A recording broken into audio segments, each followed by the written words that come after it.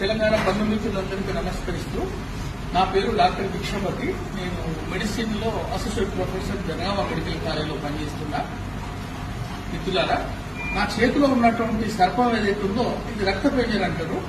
దీనిపైన ఇది చాలా కొద్దిగా హైట్ తక్కువ ఉంటుంది. తర్వాత దీని యొక్క తల ఏదైతే ఉంటుందో త్రిభుజ ఆకారంలో ఉంటుంది. యూజువల్గా త్రిభుజ ఆకారంలో ఉంటుంది.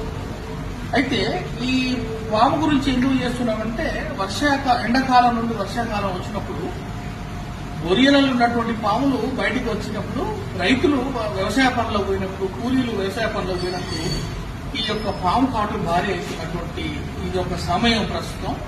ఇది ప్రతి ఒక్క గవర్నమెంట్ హాస్పిటళ్లలో రోజుకు 4 నుండి 5, ఒక్కోసారి 10 కేసులు కూడా మేము చూస్తున్నాం. అయితే దీంట్లో మనం ముఖ్యంగా గుర్తుంచుకోవాల్సిన 2-3 విషయాలు ఉన్నాయి. ఏంటంటే అవి మన దగ్గర ఉన్న సర్పాలలో రక్తపేంజర, కట్లపాము, తాచుపాము 3 చాలా అంటే భయంకరమైన విష సర్పాలు. రక్తపేంజరకు ముక్కు నుండి రక్తం, కుట్టిన దగ్గర నుంచి రక్తం, ఒక్కోసారి మూత్రం నుండి రక్తం, దొడ్డికి పోతుంటే రక్తం, నోట్ల నుండి రక్తం వచ్చావు, కంటి నుండి కూడా రక్తం వచ్చే అవకాశం ఉంది. ఈ తీవ్ర రక్తస్రావం జరిగి మనకు కిడ్నీలు కూడా పేలే అవకాశం మనకు రక్తపేంజరతో ఉంటుంది.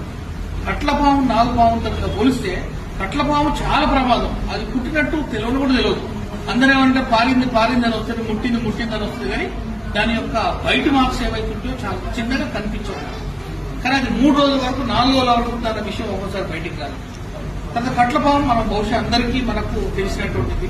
మనకు నాగుపాము ఏదైతుందో దానికి పడగ ఉంటుంది.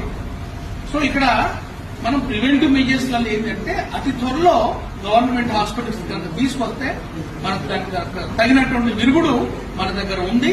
గవర్నమెంట్ హాస్పిటల్లో మన తెలంగాణ గవర్నమెంట్ చాలా పెద్ద ఎత్తున సప్లై చేస్తుంది.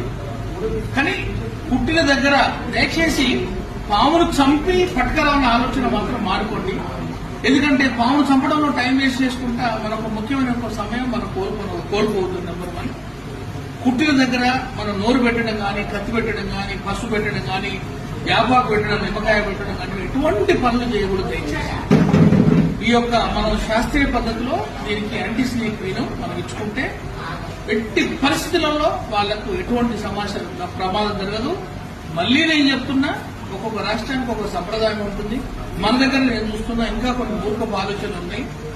మంత్రాలు వేయటం అనేది చూస్తున్నా. ఇప్పటికీ నేను పోయిన నెలలనే మంత్రం వేసి ఆయన కొరకు ఎదురు చూసి ఆయన లేట్ రావడం వల్ల పేషెంట్ అక్కడే మరణించడం జరిగింది. సో మంత్రాలు అటువంటి మూర్ఖత్వం, మూఢనమ్మకాలకు దూరంగా ఉండండి. Thank you.